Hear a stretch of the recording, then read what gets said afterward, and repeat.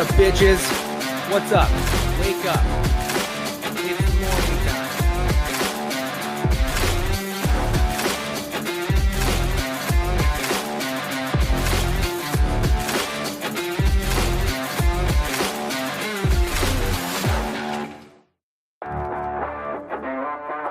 Good morning, good morning, good morning.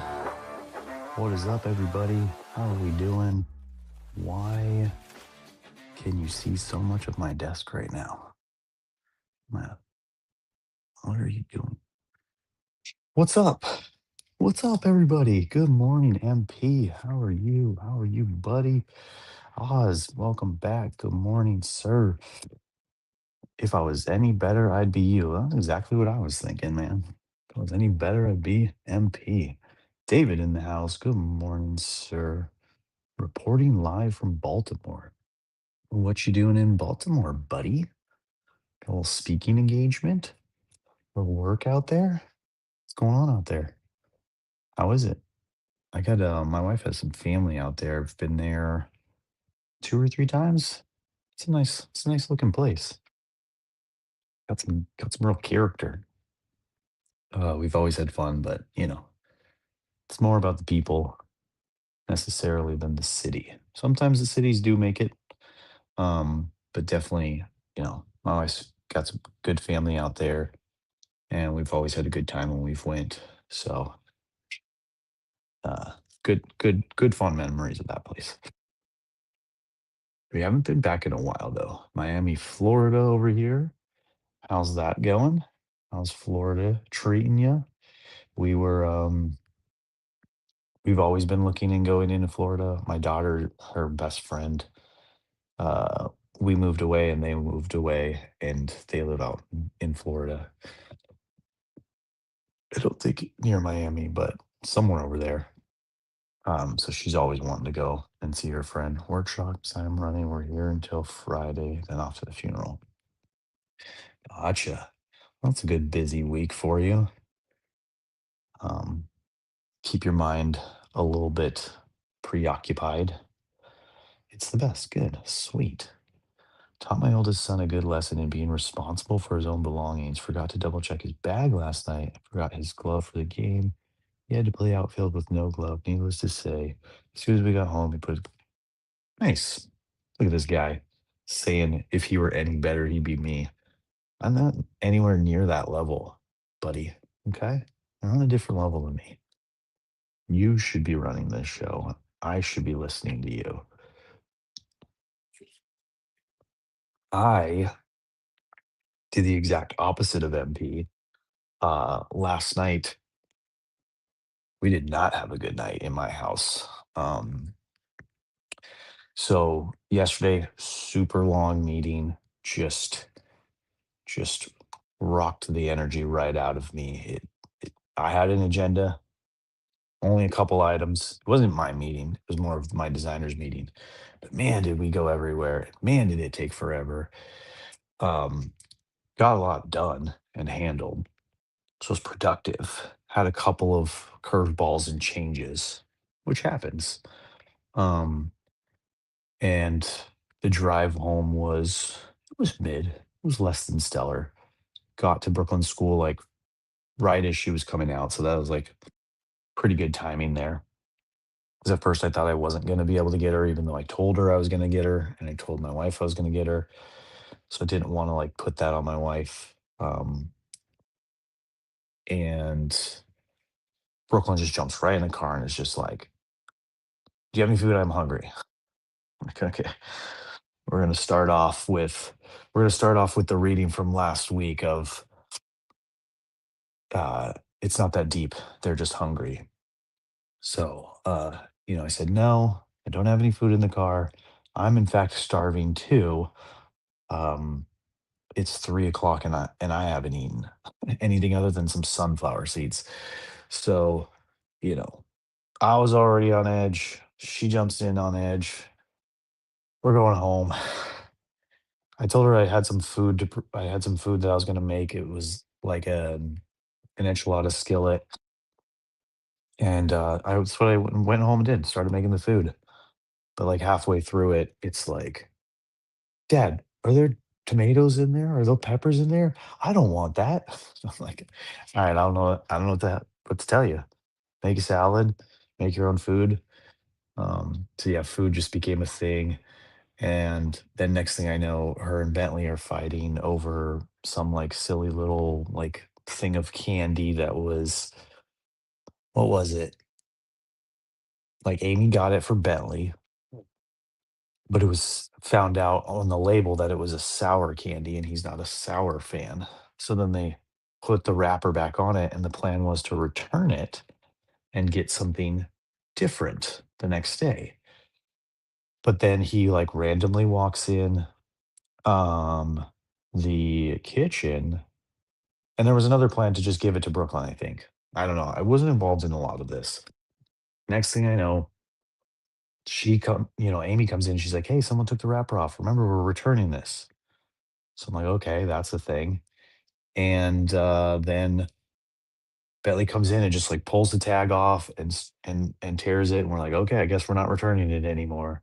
So we opened it, and again, it was said that it was being given to Brooklyn because it was sour candy. But I love candy and sour candy, so I opened it up. I wanted to see what was inside and what this was all about. And I tried one and it was not sour. And so I was like, okay, handed one to Bentley. I'm like, try it, dude. It's not sour. And then I gave the rest to Brooklyn. It was right there. That just set off a chain of events where it was like he found out that it wasn't sour. She was promised it because if it was ever opened, it would be hers. So she took it all. And then he's wanting it back. And it just it stemmed into chaos, man. Like at one point, I think I had said something like, "Oh, you know what I do whenever I want candy? I just go into Bailey's room because Bailey always has candy in her room." She doesn't eat candy. She like hoards it. So like seriously, when I've needed some candy and we haven't had any, there's usually a spot in Bailey's room where there's candy. You never know how old it is, but it's like almost like a guaranteed. Um, I took my daughter to an interview in NYC and she forgot her resume. Tried to fix it on the spot, but it was a car. Oh, gotcha. Oh, man, that's funny. Uh, just started Free Bert on Netflix. Same kind of thing. The dad tries to help us and make it worse. Yeah, that's like my job, man. And then I like sit there, like as I said that phrase, I hear his feet going upstairs, and I'm like, I just made it worse. I just created chaos. And of course, he doesn't hear me and he goes into Brooklyn's room instead of Bailey's room. So then Brooklyn goes upstairs and is like, you know, they're fighting basically upstairs. And I'm the one who caused a lot of the chaos. But when it gets to a certain point, I step back because I tend to be a little bit more hot headed in the way that these things go. And this is where I fail the heaviest is I should just look at my wife and say, "Hey, honey, like it's getting a little heat up there. Can you handle it?" But I wait and assume that she can is hearing the same situation that I hear. Um, but I don't think her ears work like mine work. And so we just sat there. It was escalating. I was hearing it escalate. I assumed she was hearing it too, and nothing was done. And so eventually, as it got to a louder point, I as and I had already asked them both to come downstairs multiple times and separate. Eventually, I kind of, raised my voice a little bit and I was like, "Hey, can you guys hear me?" And they both said yes. And I'm like, "Okay, I'm going to say this one more time as calmly as I can before I lose my mind. Come downstairs." And they did. And I didn't say anything after that. I let Amy handle it. So they came downstairs. But unfortunately, it already reached its point. No matter what Amy said, no matter what I said, someone was gonna be hurt. And it was Brooklyn. which it typically is, because she's more of our emotional child, and a lot of the situation was going on with her. So I think Amy had asked her, why she couldn't share and like how she could have, changed the situation to make it better. And, Brooklyn's response was, "You're on his side. You're always on his side. Like, I'm always the problem." And then she like ran off crying, locked her door. Um, and eventually Bentley, got talked to as well. And he kind of sat in the corner sulking. But yeah, I think Brooklyn was heavily affected, and it was unfortunate. It was a rough night. Amy and I didn't really speak to each other much more. We went to soccer practice, kind of sat there in silence watching Bentley. Um, Enjoyed it because he was doing really well. He's definitely having a lot of fun at soccer. It was cold and windy. That was not fun.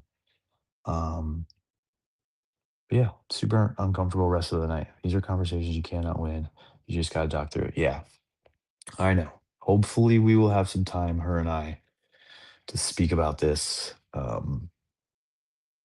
and kind of go through, what happened, what we both could have done better, and kind of stuff like that. But it can be tough for sure. The two of us have very different parenting styles, and with the kids being in care, like part of me wants them to figure it out for themselves.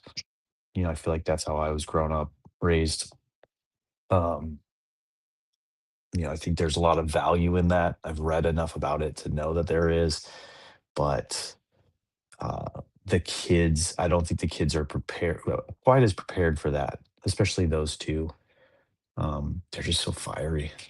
They're so fiery together, the two of them. So, yep, that was our night last night. It was a bit rough, but all good. We're here. Like, should I wear the red dress or the black dress? Yeah. Yeah, I've had some of those moments for sure where I've said, "I don't like that." And then it's turned into a thing. Um, and then I've done the whole, "Yeah, that looks good," to everything that she's put on. Um, and then it's, "You're just saying that to get through this conversation." And I'm like, "Very true." One of the good things about having daughters and that they're older now is I can say the phrase, "Why don't you go ask the girls?"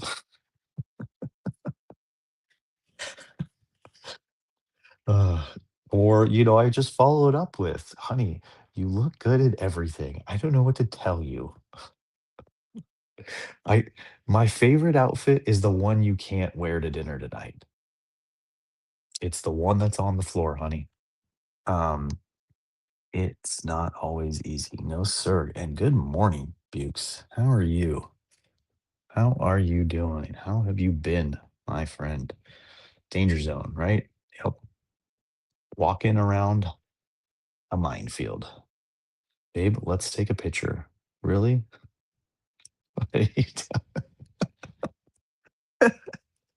Careful, MP. Yeah, there's been many of those. We did family pictures one year, and Amy was wearing like a necklace.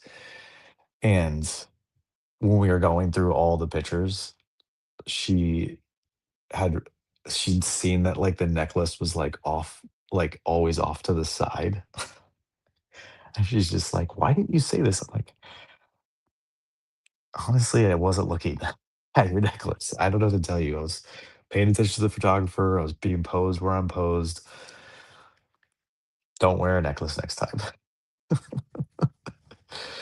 You're beautiful, always to be, babe. Cue the slap. Yeah. Over Easter, someone sent me flowers. I tried to thank that woman, and that was the deepest Ouch. I mean, like, come on. No, like, really, like, in family pictures, ah, you're focused on yourself. You're focused on, like, whatever the person is saying. Like, my goal is always just to be smiling in every picture so that when she goes through the 100, it's like okay, I don't ever have to look at Dominic because he was never doing anything but smiling. Um, I let her and the photographer deal with the kids because the worst thing is when the kids are doing something and you see like both the parents like trying to talk to them and they're getting cues from different people. But yeah, it's family pictures, pictures in general. They are tough. They Dad, really do are. the reading! Oh, oh, sorry, guys. We were just like chatting this whole time, and then I just realized that we do a show about a book. Agree, smile, but don't look first time. Yeah, exactly. Our friend Dee Dee coming in hot. Um, guys, the reading today, the reading today is a good one, an interesting one, an interesting perspective shift on uh, kids being bad or kids throwing tantrums or kids being loud. Messy is one of them. They're doing that. There's a thought here. There's a perspective shift. There's a reframe. They're doing that because they are in a safe place where they feel they can be their true authentic self. So I feel like this hits a lot of us. It can hit a lot of us who grew up in a generation, and even our parents' generation, who grew up in more of a like molded and controlled generation, uh, where kids were seen and not heard. There was a lot of that going on in years past. And nowadays, allowing kids a little bit more freedom to express themselves in ways. And we've had a reading, this month where it's like a messy house is a house lived in. I go through that reframe in my mind quite a bit when I see my house. I come home at the end of the day and there's just a mess everywhere. And at first it frustrates me because I'm like, I gotta clean it. Or my wife has to clean it, or the both of us have to clean it. But then you start to look at it and you start to realize, that they're living in the house. They're enjoying the stuff that we have. They're enjoying their toys, their gifts of previous Christmases, whatever it is. They're having fun. It's not structured. It's not, the house isn't meant to, be beautiful. Like we're having guests over. When we have guests over, we clean up, put stuff away. But, 9 out of 10 days of the year, it's a mess. It's a wreck. They're using it, they're experiencing it, they're having fun. We try to make them feel free and safe to do that. The other thing I like to do is loud noises. Love some good loud noises in my house. My wife, not so much. The noise hurts her a little bit more. So when she's gone, we get a little loud. We get some of that scream therapy out. Um, that's for sure something we do. What else? What else? What else? What else? Running, playing, roughhousing, jumping off stuff. I imagine that's what MP's house looks like. The boys running around acting crazy. I think our friend, the other Dominic, Gentle Tornado, I saw a post he had of his like three boys all sleeping against a couch. Like one of them was like sitting up and the other one was all crooked. And like it just looked like a scene where like before that was probably straight chaos. And then they just passed out of pure exhaustion. Um, and the picture was funny the way they were sleeping, but the tagline behind it is like they played so hard and had so much fun that they like passed out like this. That's my house. Good. See, I mean, you know, it's hard, like, uh, when you think about like how much you paid for your house, how much you have to invest in it year after year, the repair work, like MP's redoing his kitchen right now. Like I've had to like repair a bunch of broken stuff. I'm sure everybody's had to do something like putting money into this as a parent. And it's, arguably the biggest expense of your life. So on one hand, there's a part of you that wants to protect it and not have this happen. Then there's also, the random visitors that pop by and you're like, "Oh yeah, sorry, my house is like that's something that happens to me in my business very commonly. People will have me come over to look at something and like, "I'm so sorry for the mess." And I'm like, "I get that." Like cuz it's a little bit of there's a little bit of like shame involved in like having someone over and your house looks like a mess. Even between like husbands and wives, like me coming home and then the house looking like a mess. Like there's a little bit of like there's a first thought I always have, which is like, honey, why can't you clean the house? But then again, it's like she's been living the whole day in it. They've been living the whole day in it. Um, and rather than me feeling like I need to protect it and keep it in this pristine condition, I like to reframe it a little bit. And it doesn't always happen. I catch myself not doing this all the time. Um, is that they're living in it. They're appreciating it. They're getting they're getting their money's worth or my money's worth. They're using it. Yeah, sorry guys. That Celsius is flowing through me. Scream therapy, different edition. Yeah. Um, so yeah, let your kids be loud. Let your kids be chaotic. Give them that safe space that uh they can be themselves. They can open up. They can kind of experience and have fun. Uh, we do that with friends come over. We've had a lot of good notes from people coming over saying that they enjoy our house, and I love that. I do. But definitely try to make that a thing if you can stomach it. It's not easy, but it's worth it. See if Ryan had a good line at the end. It's possible they actually respect you quite deeply, but even more than that, it could be that they trust you more than anyone in the world. With kiddos, they're coming online, getting to know themselves. It is chaotic. Yeah. I mean, they're testing their limits, they're testing their body, they're testing their voice, they're testing boundaries of what they can do, what you can handle, what you'll allow. Um, and there's definitely a point, there's definitely a point where the screaming and the loudness you know, gets to me, and we silence it and we shut it down for a minute. Um, there's definitely a point where like being messy and throwing stuff around and having water fights in the house or whatever we're doing gets to be a little much, and we have to rein it back. But it's it's definitely more fun than not. It's more fun than running a strict house. Get messy is good therapy. Yeah, everything can be cleaned, right? Like my oldest, not so much. My oldest hates, I know, I thought this was a good reading for the Messer family. My oldest hates water getting on her. No matter how much I flick water at her, I just can't get her to understand. Can't get that little girl to understand that it dries off. Like water does not do anything to your clothes. I don't know if anyone has one of those in their life, but she does not like it at all. She's that girl. So the other ones, not so much. They don't care.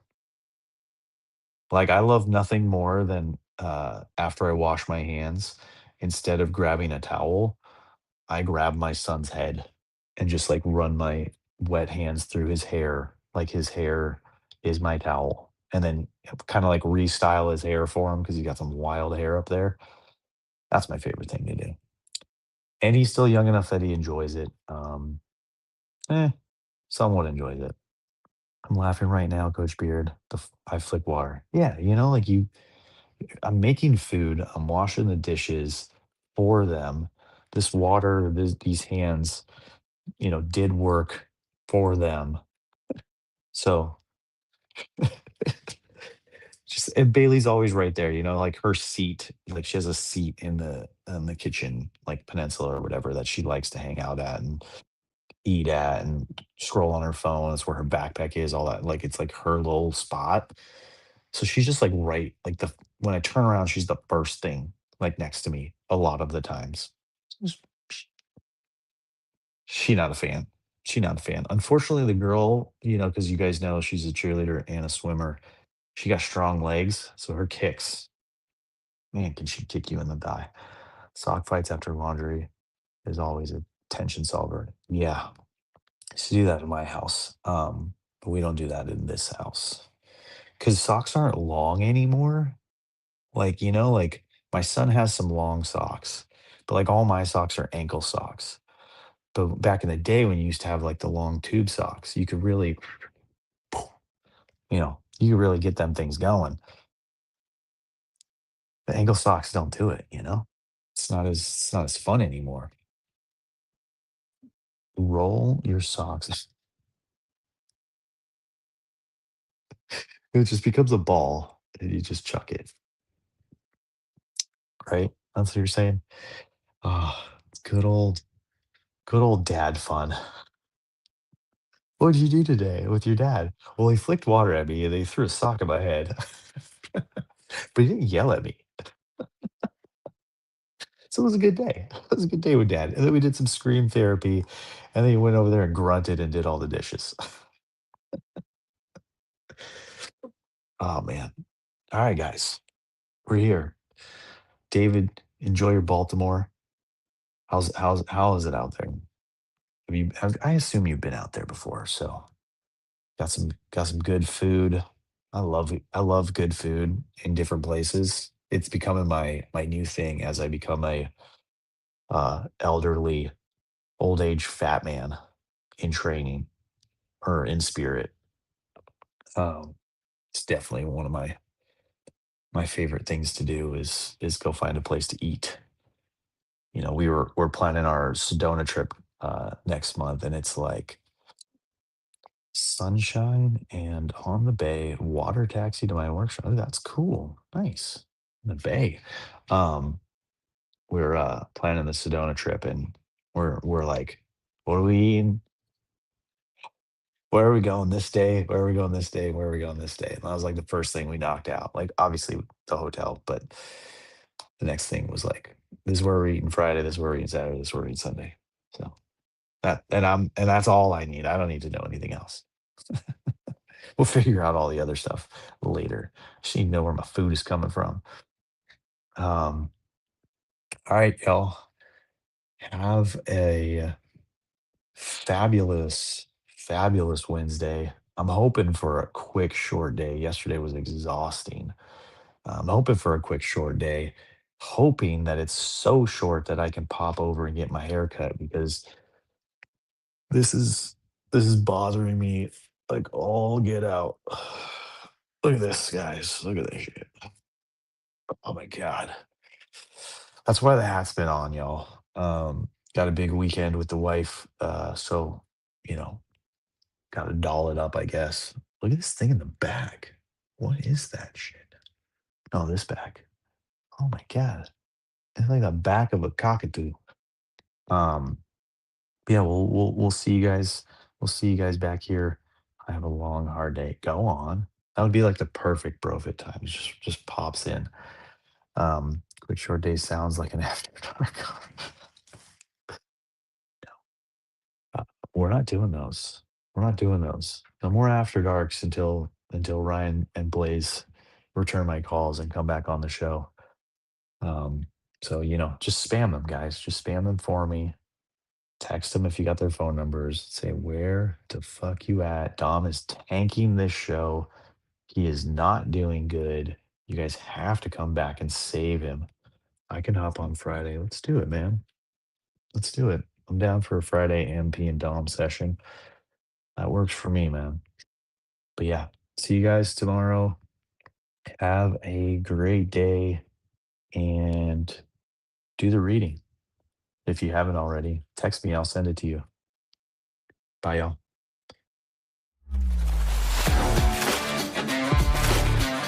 What's up, bitches? What's up? Wake up. It's